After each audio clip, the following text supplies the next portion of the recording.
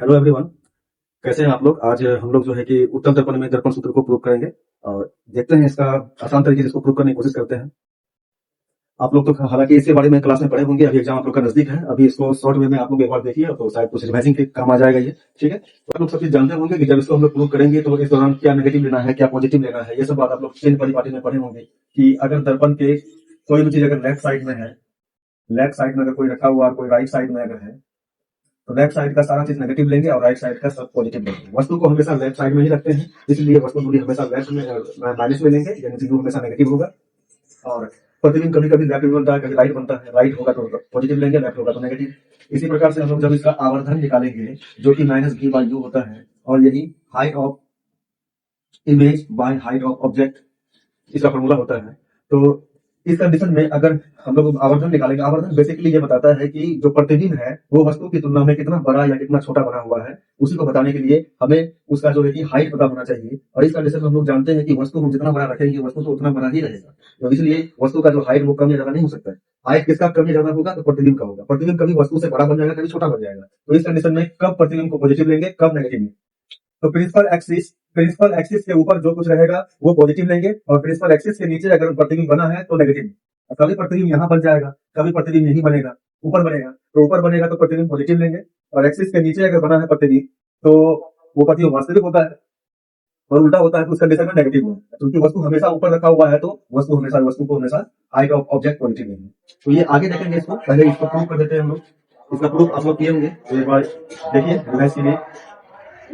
और रिवाइजिंग के लिए बच्चों ये आप लोग को हेल्प करेगा थोड़ा। तो प्रूव करने के लिए यहाँ पे पहले से लिख के रखे हैं, तो इसे देखिए।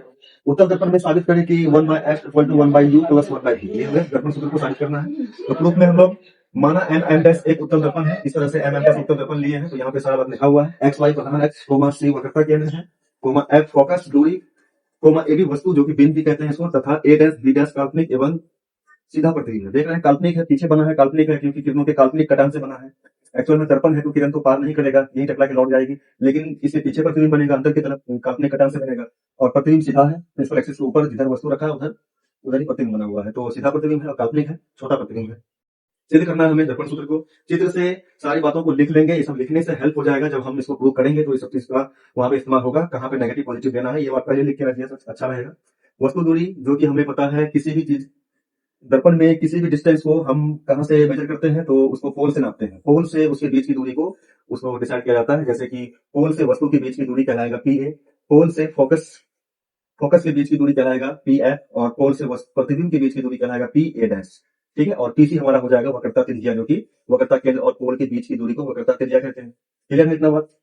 तो ये सब लिखने के बाद यहाँ सारा बात लिख लिए हैं। प्रतिबिंब हमारा राइट साइड बना है इसलिए पॉजिटिव, फोकस भी राइट है पॉजिटिव, वस्तु हम लोग लेफ्ट साइड रखे हैं तो नेगेटिव है, और वक्रता केंद्र भी हमारा वक्रता त्रिज्या जो कि हमारा है, और वक्रता त्रिज्या को हम लोग आर से लिखते हैं। ठीक है, वक्रता केंद्र को सी से, वक्रता त्रिज्या हो गया आर।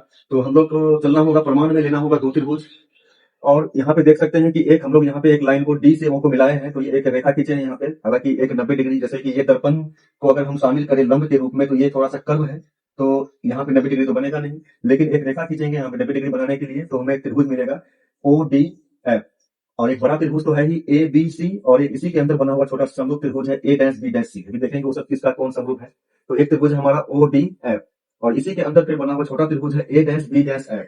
ठीक है, तो ये जो डिस्टेंस है, ये जो लंब देख रहे हैं, बेसिकली ये जो ओ पॉइंट है, ये पी पॉइंट जो कि ध्रुव है, ये दोनों काफी निकट है, बहुत ही नजदीक है। तो इन दोनों के बीच का जो डिस्टेंस है वो समझिए ना के बराबर है, इसलिए हम मान सकते हैं कि बिंदु ओ जो है वो पी पर ही स्थित है। ठीक है, तो इस तरह से हमें दो त्रिभुज मिला है, ए बी सी, जिसी के अंदर बना हुआ त्रिभुज समरूप त्रिभुज है ए डैश बी डैश सी। इन दोनों को लेंगे। उसके बाद अगले स्टेप में त्रिभुज ओ डी एफ, इसके अंदर बना हुआ त्रिभुज है ए डैश बी डैश एफ, इन दोनों को साथ में लेंगे। तो प्रूव करने के लिए सबसे पहले हम चलेंगे त्रिभुज एबीसी तथा ए डैश बी डैश सी में। अब समरूप के नियम आप लोग को पता होगा कि समरूप के नियम में हम लोग संगत कोण, अगर किसी दो त्रिभुज का संगत कोण आपस में बराबर है तो उनके संगत भुजा का अनुपात आपस में बराबर होता है। ठीक है, तो संगत कोण देखेंगे, अगर दो संगत कोण बराबर होता है तो तीसरा कोण भी ऑटोमेटिक बराबर हो जाएगा, और इस तरह त्रिभुज हमारा जो है कि समरूप हो जाएगा। तो ये सब बात आप लोग पहले से जानते होंगे, तो अभी इतना यहाँ पे नहीं बताया जाएगा, डायरेक्ट आप लोग प्रूफ को देखिए।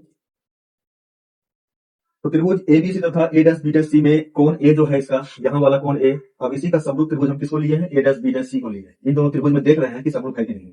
तो कोण ए, इस वाले त्रिभुज का संगत कोण ए डैश होगा, जो कि दोनों 90 डिग्री का है, और बड़े वाले त्रिभुज में ए बी सी और छोटे वाले में ए डैश बी डैश सी, दोनों के लिए सी जो कोण है ये उभयनिष्ठ है, इसलिए ये उभयनिष्ठ कॉमन कोण हो गया। तो दो कोण बराबर होने के बाद हम कह सकते हैं त्रिभुज एबीसी समरूप होगा ए डैश बी डैश सी के ए समरूपता से, कोण कोण समरूपता से। तो इस तरह जब समरूप हो गया तो संगत भुजा का अनुपात लेना है। अब संगत भुजा का अनुपात में हम लोग यहाँ पे यूज करेंगे केवल उन्हीं दो भुजा का जिसका हमें जरूरी है प्रूव करने में। एक तो आधार का, जो कि समकोण त्रिभुज जैसे बनेगा तो ये आधार होगा, ये लंब होगा। अब सभी डिस्टेंस आधार पर ही है तो आधार को तो लेना ही पड़ेगा। लेकिन अगर हम लोग कर्ण को देखें तो कर्ण में कोई भी डिस्टेंस मेजर नहीं किया गया है, कर्ण से यहाँ हमें कोई मतलब नहीं है, इसलिए कर्ण को नहीं लेंगे, आधार और लंब को लेंगे, इसकी ऊंचाई को। ठीक है, तो यहाँ पे देख लीजिए, अगर हम बड़े वाले त्रिभुज में लंब ए बी लिए हैं तो छोटा वाला त्रिभुज में लंब होगा ए डैश बी डैश। बड़े त्रिभुज में आधार अगर टोटल एसी है तो छोटे वाले त्रिभुज में आधार ए डैश सी होगा, इसको समीकरण एक मान लेना। इसी प्रकार चलेंगे त्रिभुज, इसी प्रकार त्रिभुज ओडीसी तथा त्रिभुज A dash B dash F, ODC नहीं ओडीएफ, तथा त्रिभुज A dash B dash F, यहां पे वही सब बात होगा। कोण ओ जो है वो कोण ए डैश के बराबर है, दोनों 90 डिग्री है यहाँ पे। उसके बाद एफ दोनों के लिए उभयनिष्ठ है, ये दोनों कॉमन है, तो हम लोग कह सकते हैं अब त्रिभुज समरूप है। त्रिभुज ओ डी एफ समरूप त्रिभुज A dash B dash F, ए समरूपता से। अब संगत भुजा का अनुपात लेना है इसका, तो लंब का लंब से ओ डी बटा इसका लंब है ए डैश बी डैश। उसके बाद आधार लेना है ओ एफ, पहले बड़ा का लिए है तो पहले बड़ा का ही लेना है, ऊपर बड़ा का ओडी है और बड़ा के लिए जो आधार है वो ओ एफ है। छोटा का जो लंब था ए डैश बी डैश था, छोटे वाला का जो आधार होगा वो ए डैश एफ होगा। चलिए अब यहाँ पे एक चीज लिखना होगा, क्योंकि जो हमारा बी डी है, ये जो बीडी रेखा है वो प्रिंसिपल एक्सिस के समांतर ही है, दोनों पैरेलल किया है, तो ये एक्स वाई के पैरेलल है। जब ऐसा होगा तो इसके बीच खींची गई सभी रेखाएं आपस में बराबर होंगी, तो इस तरह हम कह सकते हैं ए बी जो है जस्ट ओडी के बराबर ही होगा, इसलिए ओडी जो होगा वो ए बी के बराबर होगा। तो अब यहाँ पे ओडी है उसके जगह पे हम ए बी लिखते हैं। यहाँ से समरूप के अकॉर्डिंग हम लोग लिख लिए ए बी बटे A dash B dash O F और ए डैश एफ। ठीक है, अब यहाँ पे हम जानते हैं कि ओ जो बिंदु है वो पी के बहुत ही निकट है, तो इसलिए हम लोग कह सकते हैं कि बिंदु ओ जो है वो पी पर ही स्थित है, इसलिए ओ एफ डिस्टेंस जो हो जाएगा वो पी एफ के बराबर ही होगा। ठीक है, यहाँ पे हम इसको लिख के समझ सकते हैं, ये हमारा पी है, ओ है और ये एफ, तो एफ होगा वो पी एफ के बराबर ही होगा क्योंकि ओ पी पर ही स्थित है, तो इसलिए हम यहाँ पे ओ एफ के जगह पे पी एफ लिखेंगे। लेकिन उससे पहले एक बार लिखना होगा, क्योंकि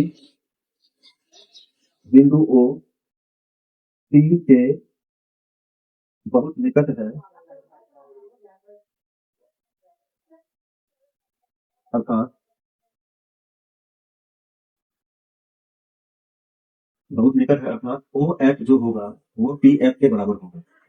तो इस तरह से एक बार इसको और एक बार चेंज करेंगे तो ओ एफ की जगह पे पी एफ लिखेंगे, फाइनली उसको समीकरण 2 मानेंगे। ठीक है, तो कई बार आप उसमें देखे होंगे कि ये लाइन बिना खींचे भी प्रूव कर दिया जाता है, हालांकि वो पूरी तरह से जो है कि सही नहीं हो सकता, क्योंकि यहाँ पे ये रेखा कर्व लाइन है, यहाँ पे 90 डिग्री नहीं बनेगा, एक रेखा खींच करके इसको साबित करना ज्यादा बेटर रहेगा।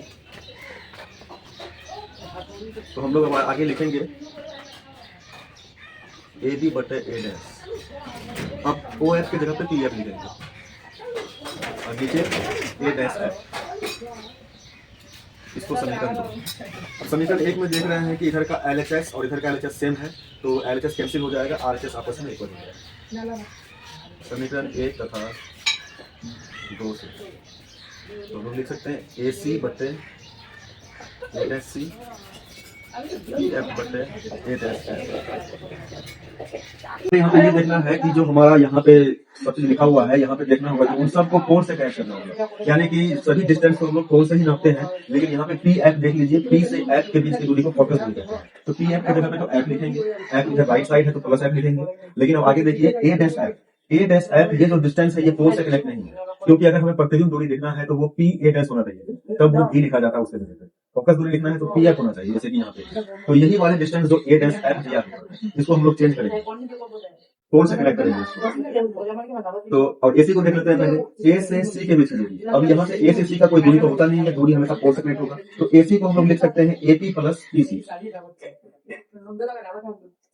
AP plus PC। अब ये दोनों जो है, ये टोटल AC डिस्टेंस जो है, ये आधा आधा टुकड़ा में बटा हुआ है। अब आधा आधा हो या ना हो, लेकिन इन दोनों को जोड़ करके हम टोटल AC कह सकते हैं। जैसे कि अगर हमारे पास ये रेखा है A, B और C, तो अगर हमें AC लिखना है तो हम इसको लिख सकते हैं AB प्लस BC। इन दोनों को मिला करके ही तो AC बना है।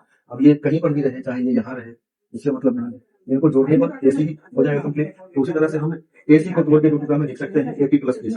अब नीचे देखते हैं A dash C। A dash C, इसका रिलेशन पोल से नहीं है, तो पोल से इसका रिलेशन कैसे बनाएंगे? तो हमें ये डिस्टेंस को बताना है, तो टोटल में से क्या माइनस कर देंगे तो ये बचेगा, यानी कि हमें A डैश C यानी कि ये डिस्टेंस को हमें बताना है। तो P से कनेक्ट करते हुए देखते हैं। तो अगर हम टोटल PC में से P A डैश को हटा दें तो हमारा A डैश C ही बचेगा। ठीक है, तो A डैश C को हम लोग लिख सकते हैं total PC minus P A dash. ठीक है, तो A डैश C हमारा ये डिस्टेंस है, और टोटल PC में से P A डैश को माइनस कर दिए तो हमारा यही A डैश C बचेगा। ठीक है, ऐसा करने से सभी जो डिस्टेंस है वो P से कनेक्ट हो गया, पोल से कनेक्ट हो गया। अब यहाँ पे P है तो हमारा ऑलरेडी पोल से कनेक्ट है। अब A डैश F को चेंज करना है। A डैश F को चेंज करने के लिए टोटल में से यानी P F में से अगर हम P A डैश निकाल दें तो A डैश F बचेगा। ठीक है, तो उसको लिख सकते हैं P F minus P A dash. बस इतना ही करना है। इसके बाद तो सबको देख देख करके वहां से पहले जो लिखा हुआ था वो सब वैल्यू रखना है। AP वस्तु दूरी है, तो यहाँ पे लिखेंगे माइनस में। अब PC जो है वो कितना त्रिज्या है, ठीक है, R प्लस में होगा। नीचे PC फिर से, और PA डैश प्रतिदिन है जो कि प्लस में होगा। प्रतिदिन दूरी प्लस में होगा, पहले लिखा गया है उसमें देख सकते हैं अपना। PF फोकस दूरी प्लस में, PF फिर से वही, और PA डैश जो है हमारा प्रतिदिन है यानी कि माइनस। P पॉजिटिव होगा, यहाँ पे माइनस है तो माइनस रहेगा।